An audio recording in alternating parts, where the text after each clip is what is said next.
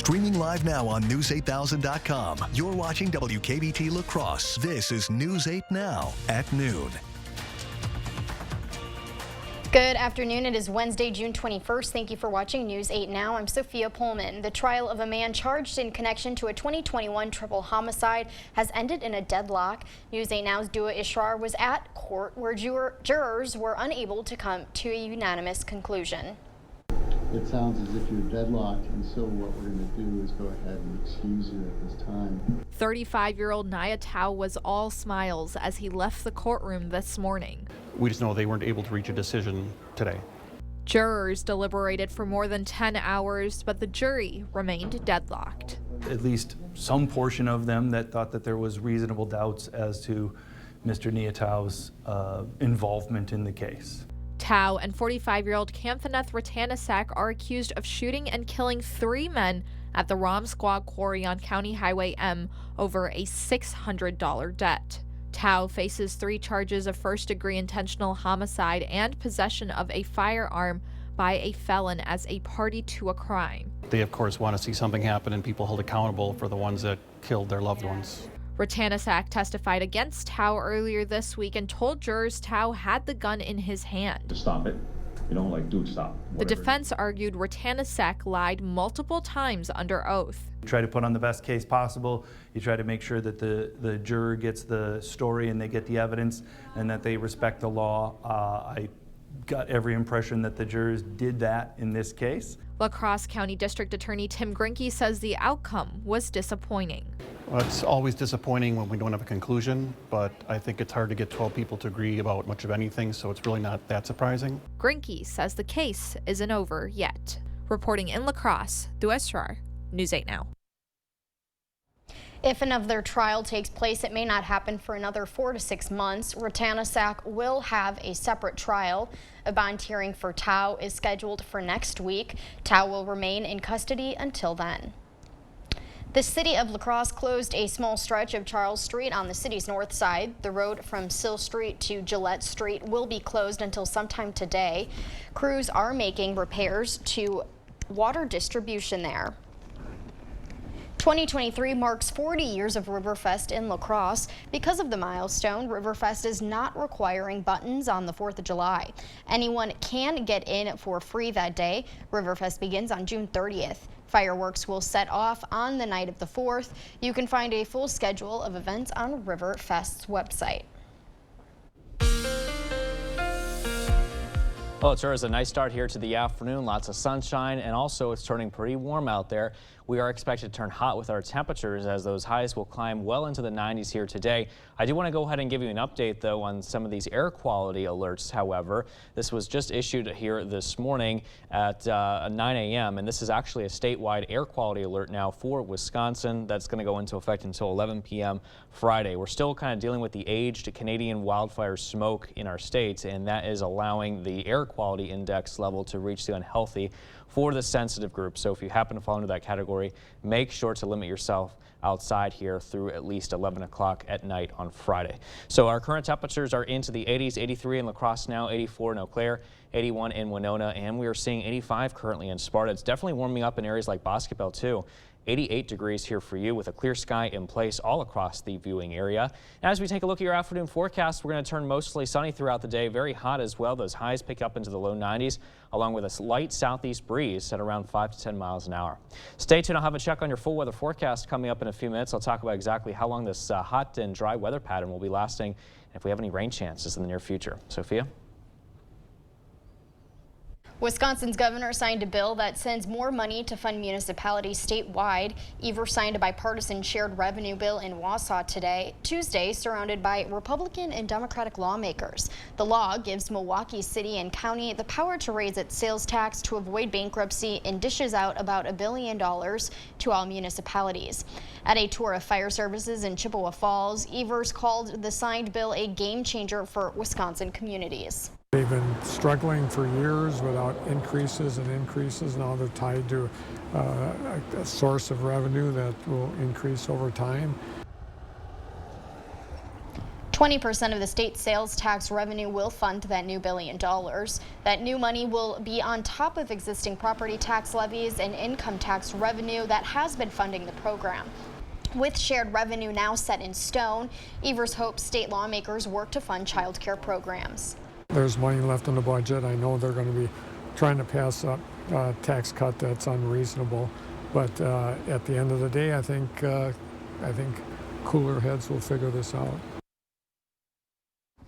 The GOP-controlled Finance Committee last week cut funding for a child care subsidiary program started during the pandemic, a decision Evers calls a tragedy.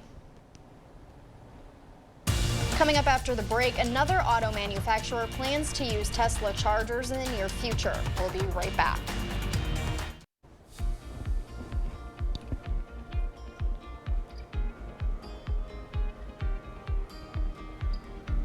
U.S. stocks took a tumble to open the shortened trading week Tuesday ahead of Federal Reserve Chair Jeremy Powell's testimony on Capitol Hill today.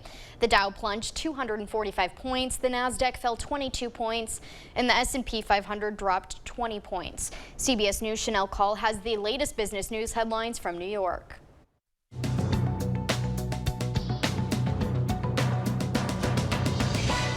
Rivian is the latest electric vehicle maker to reach a deal to adopt Tesla's charger standard.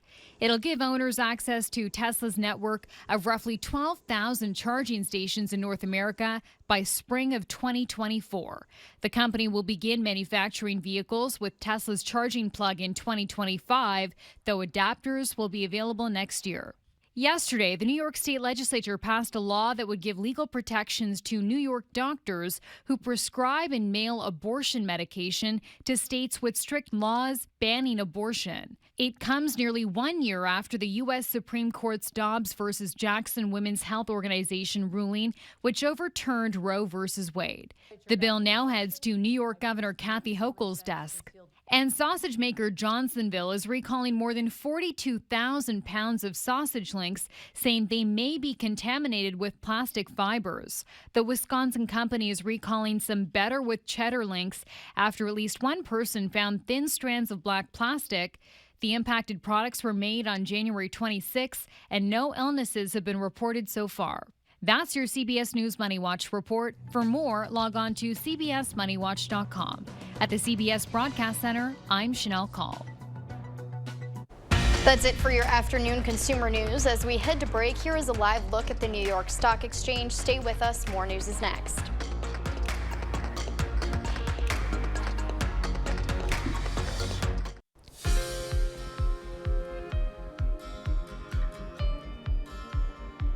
Two separate recommendations urging more monitoring of mental health for both adults and teens, and why, for some, exercise might actually be a health hazard. Michael George has a look at some of the day's top health stories. People with severely blocked arteries may want to avoid exercising because it could lead to a stroke. Researchers in India used a computer model to simulate blood flow.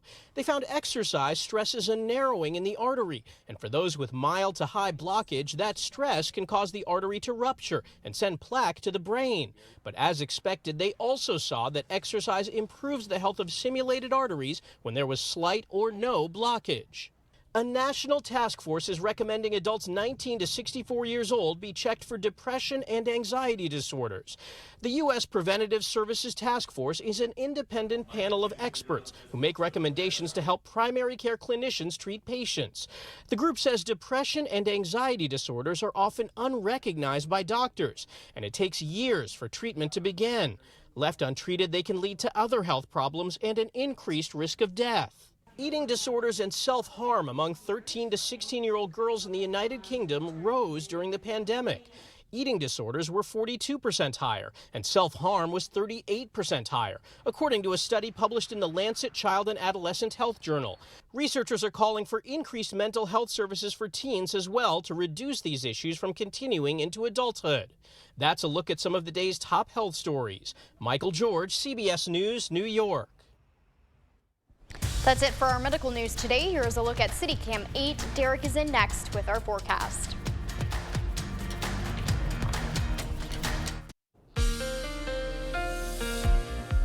Well, this afternoon off to a beautiful start, but there are some air quality alerts here, so I want to go ahead and clear things up here for you. We do have this air quality alert statewide in effect for Wisconsin, and this is in effect until 11 p.m. tomorrow. Now, meanwhile, if you are in our southeastern counties of Minnesota, you are still under this advisory until 9 p.m. tomorrow night, and that's because we still have the ozone pollution near the surface that's causing some problems for those of us that are dealing with the unhealthy conditions for the sensitive group. So if you happen to fall under that, make sure just to limit your time outside. Other than that, it's a beautiful start here to the afternoon. 83 degrees, lots of sun, visibility levels at 10 miles. Southeast winds are light at 5 miles an hour. Meanwhile, if you're in Eau Claire, lots of sunshine here as well. Temperatures at 84 degrees, wind speeds out of the south at 7 miles an hour. And our current temperatures across the area are into the low to mid 80s. We're seeing 82 in Winona, 84 Black River Falls, and 85 in Sparta, 83 down in Viroqua. Bosqueville at 88 degrees, and 82 is that temperature in Winona, with our forecast highs today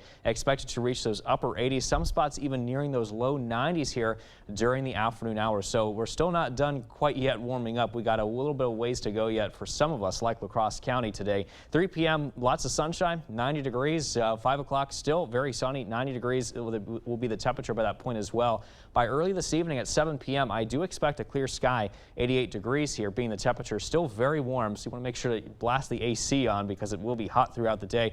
Of course, clear skies right now across the area. We're going to continue this trend, as a matter of fact, as long as high pressure is in control of our weather pattern. And you can see all the way through Thursday and then also into early Friday, conditions will continue to remain very quiet across the Coulee region, thanks to this high pressure dome that continues to affect our weather pattern, giving way to very hot and dry weather conditions for us to work with, not just for today, but also through Friday. You can see this very strong upper level ridging pattern in place to pump in that very hot and dry air mass across the area. Now, there are some changes on the way. I am watching this next low pressure system in the upper levels of the atmosphere. That's expected to slide its way through here from the northwest from Canada as we head into this weekend into early next week. And what that will do is give us some rain chances for us to work with as we head into Saturday night and also again on Sunday. And then behind it, we're going to be looking at some cooler temperatures as highs will be dropping into the 80s under mostly cloudy skies for Monday through Wednesday. Meanwhile, those low temperatures will remain somewhat consistent there into the low 60s. But other than this weekend, that's all the rain chances I have here for now, though, Sophia. Hot. So and hot, yeah. AC, and hopefully you have access to a pool or the river. Yeah, exactly. Got to cool yourself down somehow. Yeah, me too. Thanks, Derek. Coming up, the latest news on the search for the missing submersible with 5 people on board. Thank you for watching News 8 Now, our community, your station. With time running out, there is a glimmer of hope in the search for a missing submersible with 5 people on board.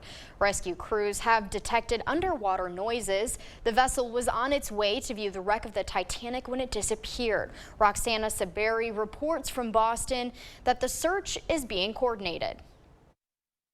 The U.S. Coast Guard confirms that a Canadian aircraft detected underwater noises in the search area. Crews have refocused their efforts on trying to pinpoint where those noises are coming from. It's a target, it's a focus for us to look at. U.S.-based OceanGate Expeditions operated the Voyage, which takes tourists to the famous Titanic shipwreck in the North Atlantic Ocean. OceanGate CEO and founder Stockton Rush is among those on board. In an interview with CBS Sunday Morning last year, Rush defended the safety of the submersible. The pressure vessel is not MacGyver at all, because that's where we work with Boeing and NASA and the University of Washington. Everything else can fail. Your thrusters can go, your lights can go, you're still going to be safe. According to 2018 court filings, a former OceanGate employee said he was fired after voicing concerns about the Titan, saying it posed potential danger to passengers. But in court documents filed this April, OceanGate said the vessel was capable of diving the depth to the Titanic site with a comfortable safety margin. You know going in how very dangerous this is. Mike Reese traveled on the Titan almost a year ago. No one walks into this surprised. Before you even get on, you sign this long waiver that mentions possible death 3 times on the first page. As for those underwater noises that were detected, the U.S. Coast Guard says data from the Canadian aircraft has been shared with U.S. Navy experts for more analysis and will be used in the search efforts. Roxana Saberi, CBS News, Boston. The Coast Guard said 3 search vessels arrived on scene Wednesday morning, including the John Cabot, which has side-scanning sonar capabilities. Stay with us. We'll have one more check of your forecast when we return. Final check now on your 8-day forecast. 92 degrees and very hot and sunny here for today. First official day of summer, by the way, so we'll kick it off with a bang there. But as we head into tomorrow and Friday, and also into Saturday, going to be pretty hot with those highs in the low 90s. A chance of showers and storms for Saturday night and also again on Sunday from this system that's going to be moving in. Now, behind that storm system, it looks like it's going to be much cooler. Highs will drop into the 80s for the first half of next week under mainly cloudy skies. Low temperatures mainly into the 60s.